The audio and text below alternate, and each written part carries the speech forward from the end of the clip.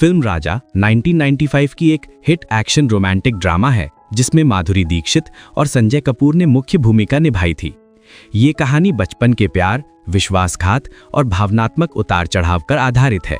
कहानी की शुरुआत में बड़े भाई राणा और विश्व अपनी छोटी बहन मधु की शादी अमीर दोस्त बृजनाथ पतंगवाला के छोटे भाई राजा से तय करते हैं। मधु और राजा बचपन में दोस्त बन जाते हैं। हालांकि जब बृजनाथ अपनी फैक्ट्री में आग लगने से अपनी दौलत खो देता है तो राणा और विश्व दौलत के लालच में ये शादी तोड़ देते हैं और बृजनाथ को अपमानित करते हैं।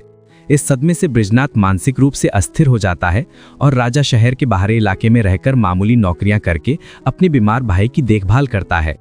कई साल बाद मधु बड़ी होती है और एक बार फिर से राजा से मिलती है। वह उसे पहचान नहीं पाती लेकिन उसके सरल स्वभाव पर मोहित हो जाती है। जब राजा उसे बताता है कि वह उसका बचपन का राजा ही है तो उनका प्यार और गहरा हो जाता है। राणा और विश्व को ये रिश्ता मंजूर नहीं होता और वे दोनों को अलग करने की हर कोशिश करते हैं। वे राजा को नीचा दिखाते हैं और उससे कई दर्दनाक चुनौतियों को पार करने के लिए कहते हैं, जिन्हें राजा अपने प्यार को साबित करने के लिए खुशी खुशी पार कर लेता है। राणा हार मानकर शादी के लिए तैयार होने का दिखावा करता है। वह एक शातिर चाल चलता है जिसमें वह अपने सहायक को ब्रिजू के रूप में तैयार करके घर लाता है। ये नकली ब्रिजू रात में मधु के कमरे में घुसकर उस पर हमला करने की कोशिश करता है। जब राजा आता है तो उसे मधु और अपने मानसिक रूप से बीमार भाई में से किसी एक पर विश्वास करने के लिए कहा जाता है। अपने भाई की देखभाल की चिंता और उसकी अस्थिर मानसिक स्थिति के कारण राजा मधु के आरोपों को गलत समझता है और अपने भाई पर विश्वास करना चुनता है। इस गलतफहमी के चलते राजा और मधु का रिश्ता टूट जाता है।